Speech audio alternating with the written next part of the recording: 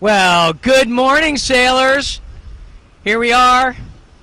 It's a gorgeous morning on Mustang. The clouds very high, very broken. The breeze has filled in nice in the last hour. It was very still this morning, which had a lot of people concerned as they were setting up. But actually right now we have a lovely, lovely breeze building out of the southwest. It's going to be perfect for a start. I fully expect, having seen one boat pull off a spinnaker start yesterday, Team Yo Baby, I think you can expect to see a couple more boats do that this morning. Thank you for joining us. I'm John Williams with Sail Revolutions. Behind the camera is my buddy Jeremy Leonard. Grab that mic, Jer. Good morning, everybody. Thank you for joining our live feed here from Mustang Beach in Texas. I'll pan the beach a little bit and let you see what's going on. Of course, the sailors are getting ready to sail another 100-mile leg. Where will they end today, Johnny? Today, I think we're going up to Surfside. Did we go to Surfside today? Yeah, I believe Surfside. George, did we end up in Surfside today? Matagorda today. Really doesn't matter. Basically, once the boats leave, we get in cars and drive until we start to get tired and pull over, and pretty much that's where the finish line gets set up. Not true. The RC does a great job of picking out checkpoints all the way up. Now you can see our fleet. They're all mains up. Guys are finishing getting dressed. A little bit earlier than usual this morning. Everybody came down. It's a very remote location where we are. It is the primitive camping section of the state park here. And there aren't any facilities or anything, so a lot of people came down early to do breakfast while they worked on the boat. We did see quite a bit of boat work going on. Jared, did you get an eye on any of that? I did. I saw some boat work going on, definitely. Of course, Ingrid Backer having issues with her rudders yesterday aboard the Tiger, and I'm not sure how that was resolved or if it was resolved, but there were several people working on it. Of course, John Tomko came in with a couple of stock Hobie Tiger rudder cams that he dug up out of his trailer, which is pretty amazing. And both American and European cams. Absolutely. The guy had both, plus the roller stops. It was definitely incredible. Awesome to watch. And of course, that's kind of how this fleet works. You know, everybody kind of picks up tools and helps each other out, and the goal is to get everybody on the water. Yeah, I think Kihara is all set up now. They did a rudder swap. They noticed yesterday that their port rudder head was cracked. Not all the way through, but not looking great. So they've made a switch. They moved the starboard rudder to the port side of the boat in anticipation, of course, that that is the loaded rudder most of the race. So they're betting that that rudder head's going to hang on at least for another couple of legs to get them on up to Surfside and then ready for the dash. Very cool. And of course, looking at the weather today, it should be a little bit lighter today than it was yesterday. They said it should top out in the mid to lower upper teens. How do you The like lower that? upper. The lower upper. What are we, New York? Yeah, we're so 15 knots is what I saw, 15, 16 knots on the top end, and we'll see how it goes there. So hopefully a little less stress on the boats today. And of course, Ingrid had a chance to break the boat in yesterday. Of course, she'd never sailed the boat before, even until yesterday's race. So it's pretty incredible to hop on board a boat and take off and not know what you're getting yourself into. It takes I think obviously she was a little bit disappointed when she got to the beach, mostly because she simply couldn't drive the boat hard yesterday. Right. Every time the boat got lit up, a rudder would kick up. The cams were not adjusted quite right. One of the springs was quite loose. Yep. Fortunately, like you mentioned, John Tomko, with an amazing stock of materials in his trailer, had everything to replace the parts that are kind of worn. Absolutely. So she should be good to go. I think you'll see her driving a lot harder today, and I think she's really looking forward to the chance to try to prove that not a cream puff, not a wannabe. She's going to bring some of that European sailing experience to bear as she works her way up from the back today. I don't expect to see her down at the end of the line again. Yeah, I don't expect to see that either. And you know what? Talking to them right when they got off the water yesterday, we got them live on camera for an interview. And, you know, she and both Erin McCulley, who is her crew, were just happy and smiling. And, you know, it wasn't a big downer for them. You know, maybe they were probably feeling it on the inside, but they were all smiles on the outside. They had a good day of sailing, if nothing else. And I expect a pretty good showing from that team today. Team Kaihara. And as we were talking about earlier, Jeremy, you can see how the boats are lined up here on the beach. This is a little different than what you might be used to as far as positions on the beach after a finish. I think a lot of you, like me, are probably used to the manner in which we've seen other races establish positions on the beach, and it's based on your finish position the day before, which, of course, would have put Lee Wickland, who was first to the beach, in the pole position. However, the Great Texas 300 sailing instructions are quite clear. They stage the boats in accordance with their overall corrected finish position. So these guys don't know where they're going to be on the beach in the afternoon until after scoring is completed. So after scoring is completed the night before, everybody lines up the next morning according to their current scored handicap position. Now you can see that puts John Tomko and Ian Billings on the C2 for two-wire sailing in the pole position. They came in just behind Lee yesterday. Not enough room for Lee to correct out over him. Next boat down, Lee Wickland. He was first to the beach yesterday on the Chums boat, the only NACRA 20 in the race. You can see Jose Cerdas working on the navigation equipment on the front of the boat, playing with the tactic a little bit, making sure that is visible, good sight lines for the crew once they get started. His son, David Cerdas, continues to crew for Lee on Chums. That's been a team that's worked very well together over the years, and really, it's been impressive to watch how David has grown up. He's now a sailing instructor here in Texas, and it's really cool to see that team stick together year after year after year. Absolutely it is. So we've got a pretty good, solid internet connection today, and I'd like to say thank you to our travel sponsor, Surf City Catamarans in Santa Cruz, and there are a lot of other sponsors as well. You can check out all of the sponsors at Great Texas 300, GT300.com on their webpage. And thank you very much, and we appreciate you watching, don't we, Dub? Very much so, and you know, my personal thanks to Surf City also. It's a real pleasure to be back here, and we wouldn't be here if it weren't for that kind of support. Moving on down to number 3 position, Shannon Galway and Jonathan Atwood sailing their new C2 had a terrific leg yesterday. I can't tell you how excited they were, how pleased they were. There were 3 boats really dicing for that number 3 spot yesterday. It was really interesting to watch. Team Monkey Business, Team Quicksilver, and Team Yo Baby for pretty much the full length of the leg were in touch with each other. There was a lot of passing. They stuck pretty close together, but there, with only about 45 minutes left to go in the leg, both teams, Team Monkey Business and Quicksilver, allowed Shannon on Team Yo Baby to extend offshore on the jibe that all of them had been on for a while, but first Monkey Business bailed out, went to shore. Quicksilver bailed out, went to shore, thinking that Yo Baby was just sailing it too hot, too far out. They felt that they were getting out of the compression along the shoreline, and they literally wrote Yo Baby off. Because Shannon and Jonathan continued on for another half an hour on that jibe, they really were able to leverage out nicely, really nicely on Quicksilver. In the meantime, Quicksilver had really had gotten into a jibing duel with Monkey Business. They were completely focused on each other, which really let Yo Baby leverage out, and it worked out great. They came in just ahead. There you can see Jonathan Atwood walking out into the surf now, kind of getting a feel for how Mother Ocean's going to treat him today. Terrific. It's just a straight onshore breeze here, but I think with enough pressure and with just enough left in it that I really expect kites early. I really think we're going to see kites early on that one. Moving on down to the number 4 spot. Team Pichet, the Monkey Business, is all lined up down there. Juke Ball and Steve Pichet.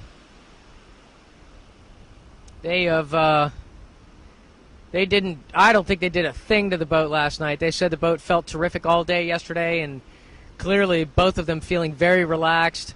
Talked to Juke a little bit about equipment and rigging. He had some issues with his harness being a little uncomfortable for as long as they were pointed at the mark. He said they only had about 2 miles worth of jibes, and that was about it. Most of the day on one jibe on the wire in the back. And, he said his ass was feeling a little numb when he got in. I think so. I was talking to some of those guys, actually, and they were saying that was the biggest issue, being on one tack for so long, parts of them went numb. So there was some harness adjusting, I bet, today. Yeah, a little bit. Juke is, I think, ready to retire his current harness, which appears to me to be held together with little more than good intentions and some duct tape. It's an old Aquata harness, I think. It is. Yeah? It's a full Aquata harness, yeah. And he's got the tube spreader bar on it, so that he installed his jam cleats for the chicken line. Nice. Now the chicken line, he said he was wearing it all day yesterday. You don't have time to put it on if you need it. So he wore it all day yesterday, but said he didn't need it once. They had nice, flat conditions all the way. He said there wasn't a lot of pitching, wasn't a lot of stuffing. He felt very comfortable on the back of the boat. Nice. Working on down to our next spot, Team Quicksilver. Mike Berline's down there with Philippe Bettler. And you're going to see those three boats, the 3, 4, and 5 spots, are really going to be working on each other again today, I expect. They good friendly rivalry going on there, and I think that's going to continue.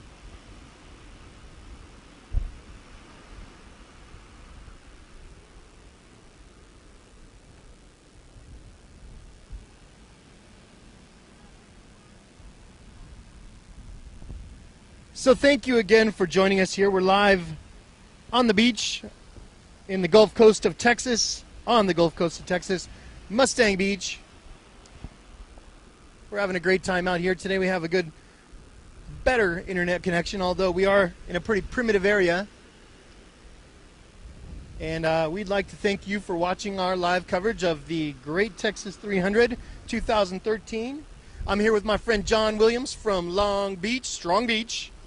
And my name is Jeremy Leonard from Santa Cruz. Santa Cruz. Sail Revolution is who we are. Moving on down the line from Quicksilver, you can just make out the aft section of Team Sailboat Shop. They had a difficult time settling into the boat yesterday. It's a new platform to them. It's their first regatta on the C2. This is Mike Rohrer and Chris Holt. They didn't quite feel like they had the boat hooked up. Now, part of that, we discovered after spending some time with them in the evening, part of that problem was that they lost their strop at the top of the mast that holds the spinnaker turning block, the spinnaker halyard turning block up. So they spent the entire day sailing with the kite up with not the optimal luff tension on the kite. They were basically, the block was hanging from the bail. If you're familiar with the way that contemporary F-18s are rigged, there's our warning signal. We're 11 minutes from a start now. If you're familiar with the way a lot of contemporary F-18s are rigged, particularly the wing mast, you'll know that the bail, they long ago left behind the stainless steel bails of the first NACRA F-18 and Inter 18 generation. They've been using a line bail for quite a while that feeds through the center of a turning block for the spinnaker halyard. That was our 10 minutes, really. It wasn't much of a warning, but yes, that is our warning signal. I see the white flag is up now, and I did get a hack on that, so the clock is running. Only 10 minutes to a start here. So suspending the spinnaker halyard turning block is a Dyneema strop that ties to an eye strap very near the top of the mast. They lost, Team Sailboat Shop lost their strop yesterday. Very strange break. Normally you'll see those, a braid on the eye strap that's installed near the top of the mast. Crazy that their strop broke in the middle. It was a brand new piece of Dyneema. Didn't appear to be anything that had abraded it. The line appeared to have fracture rather than wear, so it just looks like that line popped, which for SK-75, that's remarkable to me. That line is more than strong enough to sustain that kind of load. So Maybe they it was abraded or something from trailering or must have you been. know. I can't imagine how they would have had a break in that position. Yep. But they've replaced it with a much heavier piece of Dyneema line. I don't think that they're going to have any issues today. They checked that eye strap to make sure that there was not any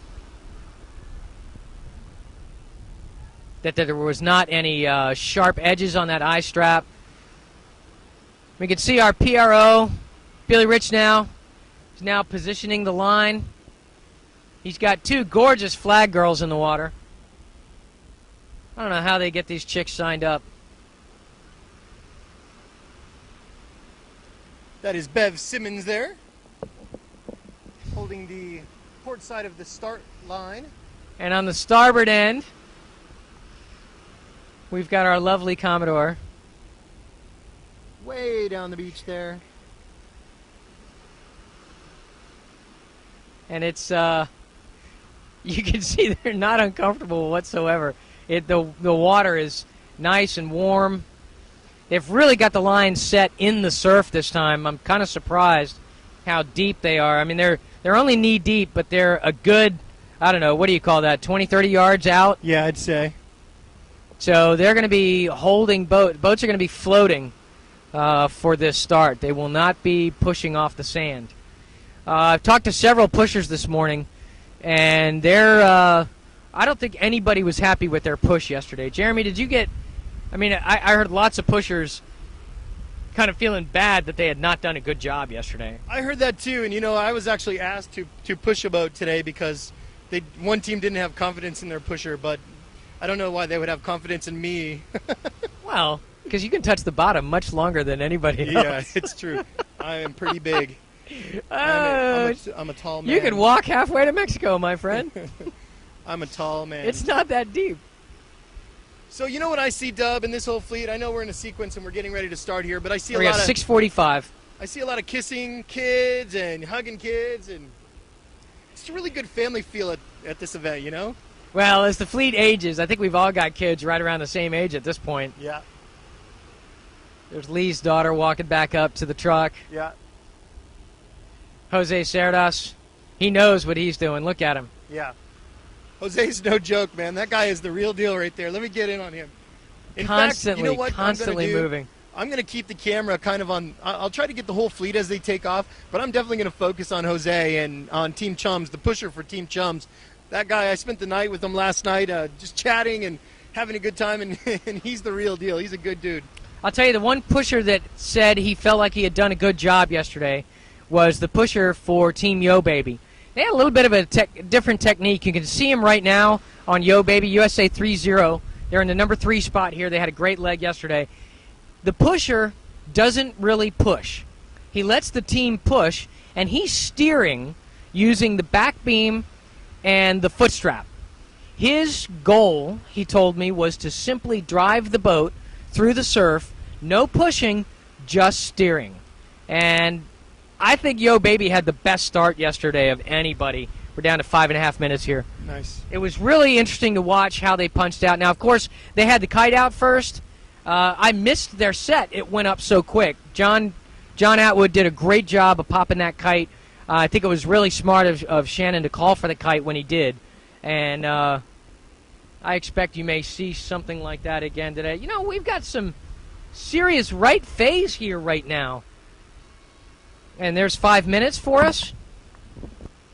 We're in a pretty hard right phase now here, Jeremy. Our breeze has gone a little bit south, but it's still pretty close to directly on shore here. I may have to revise my earlier speculation about spinnakers off the beach. You can see our start line is set well offshore. Everybody's going to be floating for this start. You'll see them start pushing early because they've got quite a bit of room, and it's going to be difficult to gauge the waves before they get to that start line. Looks like our start line is actually set on the first sandbar, so you can expect to see pushers have a difficult time dealing with a little bit of a trough between the sand and where they're standing now and where the start line is. Kihara is in the water. We've got 3 more boats yet to come down. including, of course, Team Monkey Business. I think they're still probably talking about what they're going to do for lunch. These guys are incredibly relaxed. 11 times they've done this race. But really, that's it's actually nothing unusual in this fleet. I think they've only got one brand new person in the fleet at all, and that would be Ingrid Backer, who's right down there on the Tiger. You can see the big pink heart on the Tiger mane. Also a good opportunity to see the evolution in sail shape. That is a STX mane, which is actually a bigger head than the original SX Tiger sail. And even that set next to the C2 is remarkably smaller. You can see that they wisely early on limited the head measurement on the F-18 sail to 1 meter. We're down to 3 minutes now.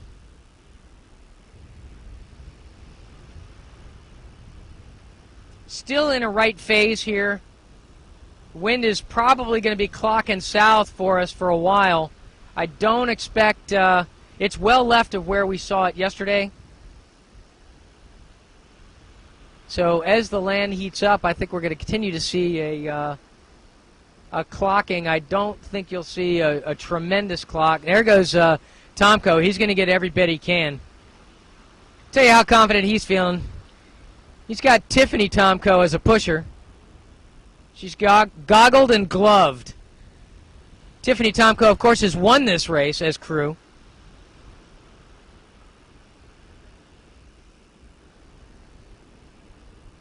Don't argue with that girl. Trust me, from personal experience. I almost got in a knife fight with her one time in Tampa. Yeah, she knows we're talking about her. We'll have to hear that story sometime, man. 2 beers, I'll tell you that story. Nice. All right, we got about 1:45 to a start here. Still, Monkey Business kind of chilling out. And Team Sailboat Shop kind of chilling out. Both of them hanging back a bit, saving their pushers. Tiffany's got the same position, you'll note. A significant difference in pushing styles. Tiffany and then the pusher on Yo Baby, both taking a back-aft corner position with one hand on the foot strap. And then take a look in between them. Jose Cerdas. He's got the traditional behind the beam, I'm going to push until I fall over position. So I think you're going to see Tiffany and Yo Baby really steering more than pushing. And Tiff, God love her, she's pretty much in the same ballpark as me as far as distance from ground surface to kneecap. I think she's going to be falling away early.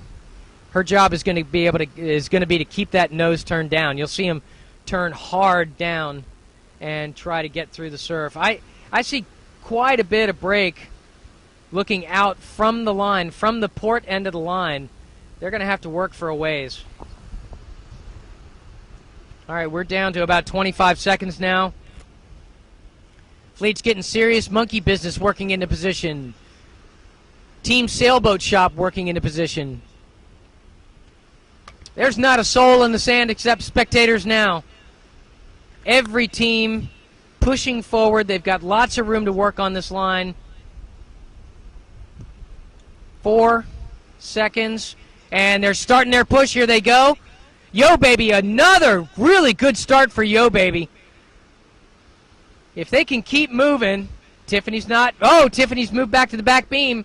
She changed it up. Now watch this surf here. They're going to have some issues with this surf. Chums with a good start. Jose's done. And already the jib's pulling nice. I think Tomko could sheet in a little bit here. Tiffany's not giving up. The girl's still pushing hard. Taking a wave in the face, and she's still pushing hard. Jose Cerdas is already back in the sand. The guy's on vacation. Lee Wickland's got a rudder down now. One good wave over the side, and I think they got a nice smooth spot there. Lee Wickland is rolling. He is just rolling. But Yo Baby right on his heels there. Man, Shannon Galway's really working well in the surf this race. definitely our top 3 boats away earlier than anyone else. I think Tomko may get rolled again if he can't get moving here. At this point, Pichet's got his nose down on him. But on the outside of him, Quicksilver has got some height.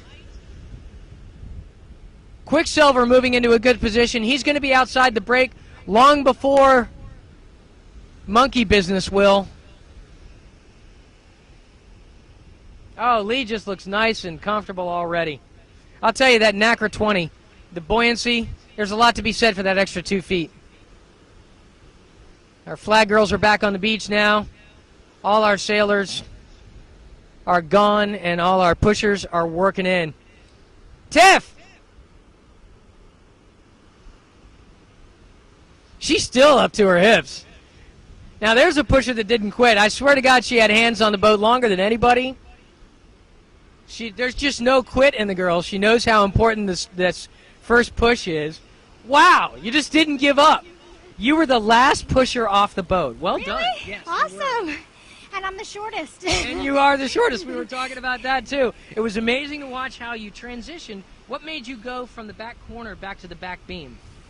Because John needed to be on the back corner. Okay, so John took the back corner to steer, and you pushed to the back beam. I saw you take a wave in the face, and you still didn't quit. I got my son's goggles on. Yeah, we saw goggles and gloves. You were all geared up for the whole thing. Really well done. Your boys got a good start there, and that was your fault. Well, Well, I think it was more their fault. well, no. We saw pushers bailing out early, and those guys were in the wash a lot longer. Really well done. It was a good push. Thank you. John cheered me on. I'll bet he did. He did. Go, honey, go, honey, go. Yeah. Well done. All right, we'll see you down at Matagorda. Well done. Thank you. Good so job. much. Well, they're off and running. We're already a couple minutes into this race, a little over 2 minutes into the race. Kites are out, and teams are rolling. We got a nice, there goes Lee with his kite. He kept working outside. We'll see how that works for him. Of course, Lee needs more depth to drive that kite than the F-18s do. Wow, Tomko's all lit up. Nice, solid double trap. He's going to be working to stay out of the surf for as long as he can on that jibe. That's kind of what we saw yesterday. You know, we saw Lee work the outside, and Tomko sort of worked the inside, and it worked out for both of them. Of course, Tomko correcting out over top of Lee by about 14 minutes, plus or minus. And we'll see. You know, of course, like John was just saying, Lee on the 20 can head down a little deeper than the F-18, so he's got an advantage there. Look at that. We're really getting pushed. I think Tomko's going to have to eventually jibe out and get some height. You can actually see they've got their spin halyard cracked a little bit to give themselves a little more height. See, they got a little bit extra sag in the kite, and both of them on the wire working as hard as they can in those puffs to maintain height. They'll have a little bit more board down, and they'll continue to... Wow, look at these guys get pushed down. Yeah, the puffs are really pushing them down into the surf here. So it's going to be a struggle. They've got a point of land that's maybe 3 miles north of us. They're working very, very hard to gain height to get around that point. So you're going to see them really, really struggling. This is going to be a lot of tight main, little off on... Wow, look at that puff, just dragging Tomko down. This is going to be a struggle. But I think that if they can make that point, they're going to be awfully happy. At that point, the rest of the kite will go up, and you'll see guys sailing a much more normal sail position.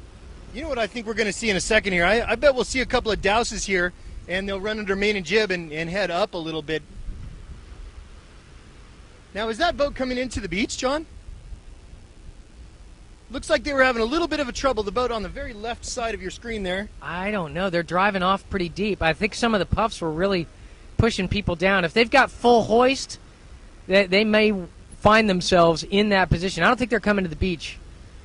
I just think that they probably got full hoist. Is that our Tiger? They're starting to round up now. Yeah, they're not coming in. I just think they've probably got full hoist, and that's going to really push the nose of that boat down every single puff. They'll try to gain height as the wind lays down a little bit. And Kihara's got to be really careful. We know that they've got some rudder issues. Putting that much pressure on the leeward rudder is a little bit dicey when you're not 100% about your equipment.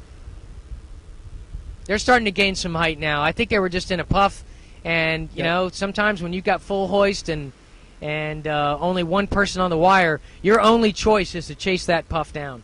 That's right. Yeah, we've still got one boat working for a tremendous amount of height with no kite up at all. Our furthest boat to the right, they're still working their way out, a little bit of a jib reach. It doesn't appear to me their mast is not that much taller than everybody else's. I don't think they're losing a whole lot at this point. But sooner or later, you're going to have to see that kite come out. I think that's Quicksilver. I don't believe... Yep, it's got to be Quicksilver. That Quicksilver's got the silver kite, and that's the only kite we don't see. We've got blue, blue, blue, pink, blue, blue. So I'm certain that's Team Quicksilver. Well to the outside. Philippe is really going to be betting on an outside lane there. Even still working for height. I don't see a kite yet. And he's probably looking down through the window at kites and feeling pretty comfortable in that call. I really don't think it's hurting him. But at some point, that kite's going to come out and he's going to be rotated. I think you're going to see the boats on the inside rotate on the inside on him, and he's going to be losing more than he thinks he is. Hey, John Williams. There goes his kite. All right. All right. Quicksilver's kite's out of the water now. Check this out, John Williams. Let me get it on you here. Come on over here. Come around this way. We've got Jose. Big guy. All right. Make sure I'm on the screen there. Hey, what's up, Jose? How are you? Having fun, Hey, having fun. Hey, this is the pusher from Team Chums. How are you? Great. Jose Cerdas for Galveston. Having a good time helping David and Lee, making, doing good, just like yesterday. So first on the beach. Nice. We noticed that you have a certain technique for getting the boat off the beach. Tell us about how you roll. Well, you got to be kind of small and float a lot on the waves, kind of. So no, just regular stuff the Lee shows out there. So it's nothing that anybody else had, different. So yeah. Cool, man. Thanks. Yeah, man. Have a good one. Yeah. Yeah, thanks. All right, everybody. Here's what we're going to do. We're going to shut down the feed. We appreciate you watching. We're live here on Mustang Beach and on the Gulf Coast of Texas. Thank you very much for watching our live feed. We will bring you more action from the Great Texas 300 tonight at the finish line in Matagorda. Right on. Thank you very much.